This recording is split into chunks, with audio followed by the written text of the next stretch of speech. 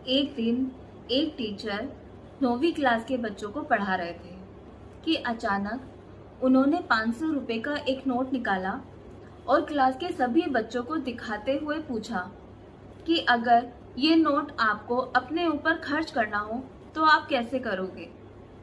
सभी बच्चों ने अलग अलग जवाब दिया। किसी ने कहा मैं कपड़े खरीदूंगा, तो किसी ने कहा मैं स्कूल के लिए बैग खरीदूंगा।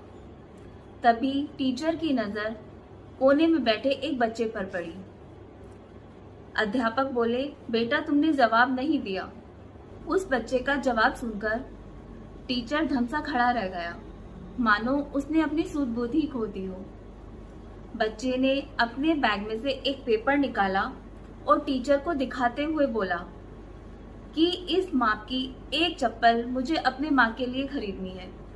मेरी माँ ने कभी चप्पल नहीं पहनी। एक दिन जब वो सो रही थी तो इस कागज पर मैंने उनके पैर का निशान बना लिया था और तब से आज तक ये कागज मैं अपने पास ही रखता हूँ।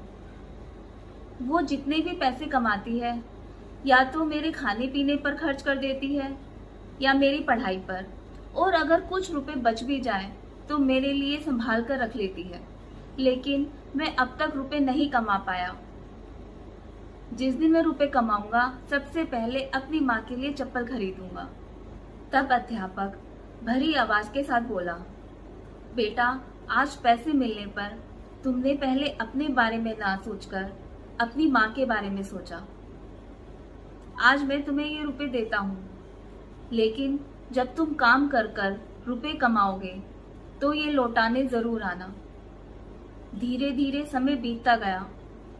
21 सालों बाद वही लड़का उसी स्कूल में उन्हीं अध्यापक के पास आकर उनके पैर पकड़कर बोलता है, गुरुजी 21 साल पहले आपने जो पैसे मुझे दिए थे मैं उनसे अपनी माँ के लिए चप्पल खरीद पाया था, और आज आपके आशीर्वाद और अपनी माँ की दुआओं के कारण मैं शू मेकिंग इंडस्ट्री का मालिक बन गया हूँ और आपके लिए अपनी ही फैक्ट्री में बनी ये चप्पल लेकर आया हूँ।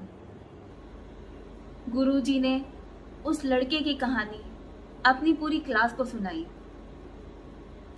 जब हम पूरी शिद्दत से और सच्ची नीयत के साथ कुछ करना चाहते हैं तो ऊपर वाला भी हमें समय से पहले वो देने के लिए मजबूर हो जाता है।